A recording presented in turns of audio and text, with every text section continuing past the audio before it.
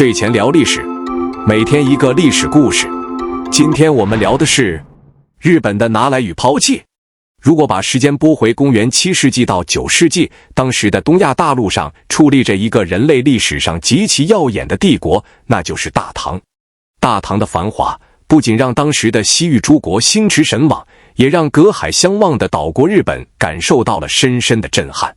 为了学习大唐的先进文明，日本在200多年的时间里，不顾当时极为原始的航海技术，冒着随时可能葬身海底的巨大风险，先后派出了10几次遣唐使。这些遣唐使的船队，每一次都是日本当时最精英的知识分子、僧侣和工匠。他们来到长安，就像是干海绵掉进了水里，疯狂地吸收着大唐的一切。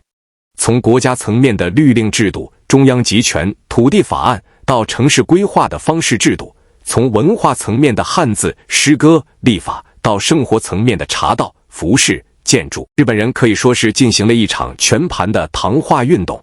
今天你去日本的京都、奈良，依然能从那些古建筑和街道布局中看到唐代长安和洛阳的影子。可以说，日本人几乎把大唐的整个操作系统都拷贝了回去，在自己的岛屿上建立起了一个微缩版的大唐帝国。但是，如果我们拿着放大镜去仔细审视日本这次堪称人类历史上最大规模的文化移植运动，就会发现一个极其诡异的现象。日本人虽然声称要全面学习大唐，甚至连官员的朝服颜色、宫殿的柱子样式都要一模一样，但他们却在面对大唐2项极其核心，甚至支撑着中国古代王朝运转的制度时，不约而同地选择了摇头。日本人坚定地、彻底地拒绝了这2项制度。这2项制度，一个是太监制度，也就是宦官制度，另一个则是科举制度。日本人带走了律令，带走了建筑，带走了佛教，为何偏偏对太监和科举敬而远之？是他们没有看懂这2项制度的精妙之处，还是这2项制度触碰了日本社会某种不可逾越的底线？今天我们就来深度硬核地拆解一下遣唐使的拿来与抛弃背后，究竟隐藏着中日2国怎样截然不同的底层政治逻辑。我们先来聊聊第一个被抛弃的制度——太监制度。提到太监，大家看古装剧都很熟悉。在中国古代漫长的封建社会里，宦官是一个永远无法绕开的政治群体。尤其是在唐代，特别是中晚唐时期，宦官的权力大到了令人发指的地步。他们不仅把持朝政，甚至可以随意废立，甚至杀害皇帝。遣唐使在长安期间，绝对不可能看不到宦官的存在，也绝对不可能不知道宦官在唐朝皇宫中的运作机制。那为什么日本人回国后没有在自己的天皇宫廷里设立太监呢？要回答这个问题，我们要先搞清楚中国古代为什么必须要有太监。太监制度的出现，归根结底是为了服务于中国古代极端发达的皇权专制和庞大的后宫系统。中国古代的皇帝是拥有4海的最高统治者，为了保证皇权的绝对威严和皇室血脉的绝对纯正，皇帝的后宫有着极其严格的隔离制度。后宫里有成百上千甚至上万的嫔妃、宫女，需要大量的人手来从事繁杂的体力劳动和日常管理。但是绝对不能让正常的成年男性进入后宫，否则就有秽乱宫闱、混淆皇室血脉的风险。皇室血脉一旦被怀疑，整个王朝的合法性就会崩塌。因此，将被阉割的男性作为后宫的劳动力和管理者，就成了一个残忍但实用的制度选择。那么，日本为什么不需要？首先，最直接的原因是，日本天皇的后宫规模相比于中国皇帝实在是太小了。日本虽然在政治制度上模仿唐朝搞了中央集权，但日本的国力、财力以及土地规模根本无法支撑一个像唐朝那样庞大奢华的后宫。唐玄宗时期，宫廷里的人数多达数万人，而日本天皇的后宫顶多也就是几百人的规模。这么点规模的后宫，完全可以通过女官和一些严格受限的外廷人员来管理，根本不需要专门创造一个被阉割的特殊群体来维持运转。但这只是表层原因，更深层次的原因隐藏在2国截然不同的农业形态和文化基因里。中国自古以来就是一个农耕与游牧交汇的文明。在中国的畜牧业中，阉割技术是一项非常古老且成熟的技术。古人很早就发现，把猪、马、牛等家畜阉割后，它们会变得更加温顺，更容易驯养，长得也更肥壮。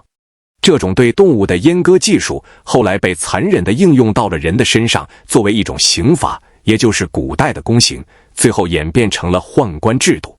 但是日本的地理环境完全不同。日本是一个孤立的岛国，山地多，平原少，缺乏广阔的草原。在古代日本，畜牧业极其不发达，他们很少养猪、马匹和牛的数量也非常有限，而且主要是用来作为驮兽或者农耕的辅助工具，并没有形成大规模的游牧或者成熟的畜牧产业。因此，日本古代根本没有发展出阉割家畜的传统和技术。既然连阉割动物的习惯都没有，阉割活人这种观念对当时的日本人来说完全是匪夷所思、极其恐怖且违背伦理的。在日本人的传统观念中，身体发肤受之父母的观念虽然也有，但更重要的是，他们有一种强烈的洁净观念，也就是神道教里的会。血液残缺的身体在神道教看来是极度的不洁。把一个人的生殖器官割掉，不仅在生理技术上他们做不到安全操作，在文化和心理上，这也是一种巨大的禁忌和污染。把这样不洁的人放在号称天照大神后裔的天皇身边，简直是对神明的大不敬。除了生理和文化上的排斥，日本拒绝太监还有一个最核心的政治原因：日本天皇不需要宦官来作为政治制衡的工具。在中国古代，宦官并不仅仅是伺候人的奴隶，他们常常被皇帝作为对抗外朝文官集团的政治工具。皇帝深居简出，外朝的宰相和大臣权力如果过大，皇帝就会感到威胁。这时候，皇帝最信任的往往是身边那些没有后代，只能依附于皇权生存的宦官。所以，太监实际上是中国古代极端专制皇权的副产品和延伸。但在日本，情况不一样。日本虽然引进了大唐的律令制，试图建立中央集权，但日本社会的底层逻辑始终是氏族贵族制。日本的天皇从来没有像中国皇帝那样拥有过绝对的生杀予夺的专制权力，天皇更像是一个宗教领袖和各大家族共推的共主。朝廷的大权往往掌握在几个大贵族手里，比如后来的藤原氏。天皇连外朝的贵族都搞不定，更别提像中国皇帝那样有那个财力和权力在内廷培养一支专门听命于自己的宦官队伍来搞政治制衡了。所以日本人看着大唐的太监制度，觉得这东西既残忍又恶心，而且在自己的国家里根本没有实用的土壤，自然就把这项制度果断地抛弃了。如果说拒绝太监制度是因为水土不服和文化禁忌，那么拒绝科举制度则触及了古代日本政治体系的真正大动脉，也是中日两国历史走向分道扬镳的根本分水岭。我们再来看看第二个被抛弃的制度——科举。科举制度可以说是中国古代最伟大的政治发明之一，始于隋，完善于唐。在科举制出现之前，中国实行的是魏晋南北朝时期的九品中正制。那个时代是门阀士族的天下，上品无寒门，下品无士族。你能不能做官，能做多大的官，完全取决于你的姓氏和出身。但是隋唐帝国的统治者意识到，如果权力永远被这几个大家族垄断，皇权就会被架空，国家的统治基础就会非常狭窄。于是他们发明了科举制。科举制的核心逻辑就是唯才是举，以考试成绩定终身。不管你出身多贫寒，只要你能背熟四书五经，写得一手好文章，通过了国家的考试，你就可以一跃成为帝国的官员。这是一种极具革命性的制度，它彻底打破了贵族对权力的垄断，打通了社会阶层流动的通道。无数寒门子弟通过科举实现了阶级跨越，超为田舍郎，目登天子堂成为了可能。科举制为中国封建王朝提供了源源不断的高素质官僚队伍，也是中国能够维持一个超大规模统一帝国的核心基石。遣唐使们在长安亲眼目睹了科举制度的运作，他们看到了那些来自全国各地毫无背景的读书人，通过科场拼杀，穿上了绯色甚至紫色的朝服。这么先进，这么能够加强中央集权、选拔人才的制度，日本人按理说应该如获至宝才对啊。一开始，日本人确实动过这个念头。日本在模仿唐朝建立教育体系时，在中央设立了大学寮，相当于唐朝的国子监，里面也设立了明经、民法、算道等科目，并且也规定大学寮的学生毕业后要经过考试才能做官。看起来很像科举，对吧？但这仅仅是徒有其表。日本的这个考试选官，在实施了极短的时间后，就彻底变味，名存实亡了。真正的向全社会平民开放的科举制，在日本从来就没有真正建立过。为什么？因为科举制的核心精神按才学分配权力，与日本社会的绝对核心价值观按血统分配权力发生了剧烈的根本性的冲突。日本古代的社会基础叫做氏姓制度，在这个制度下，人是从属于家族的，而家族的地位是从神话时代就已经注定好的。在日本人的观念里，天皇是天照大神的子孙，也就是神在人间的代表，所以天皇的血脉必须是纯正的，也就是所谓的万世一系。这就带来了一个连锁反应，既然天皇的统治权来自于高贵的血统，那么围绕在天皇身边的那些大臣、贵族，他们的权力也必须来自于他们高贵的血统。比如日本历史上的豪族忠臣氏，后来的藤原氏、物部氏、苏我氏，他们都会在神话里给自己找一个神明作为祖先。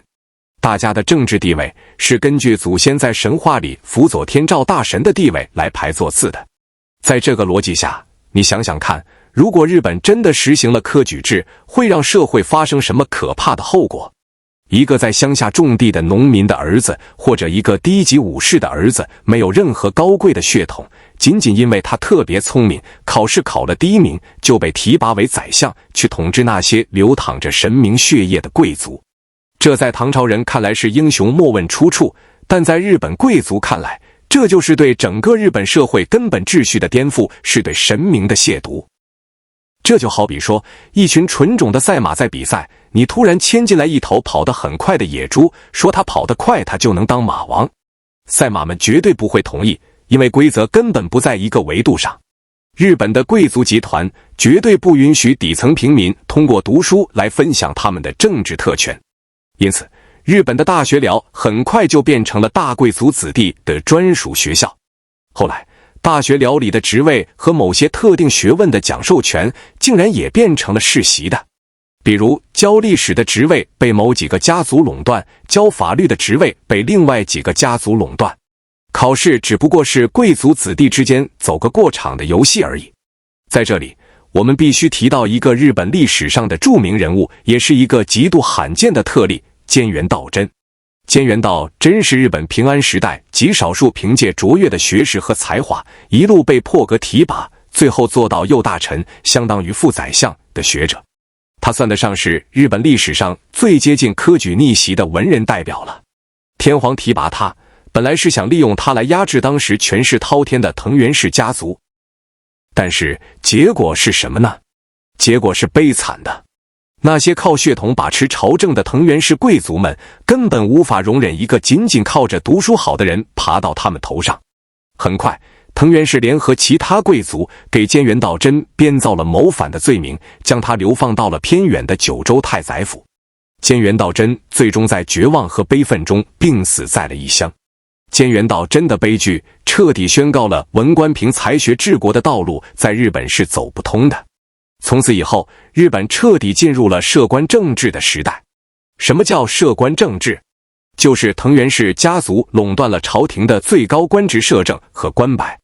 他们控制权力的手段简单粗暴，就是生女儿，然后把女儿嫁给天皇当皇后，生下的小皇子继位。藤原氏的族长就是天皇的外公，外公辅佐小外孙，这权力不就牢牢掌握在自己手里了吗？你看，这就是中日两国政治逻辑的最本质区别。中国皇帝为了防范外戚和权臣，要用科举选拔出来的没有根基的文官来治理国家，而日本权力就是靠着血统、联姻和世袭来传承的。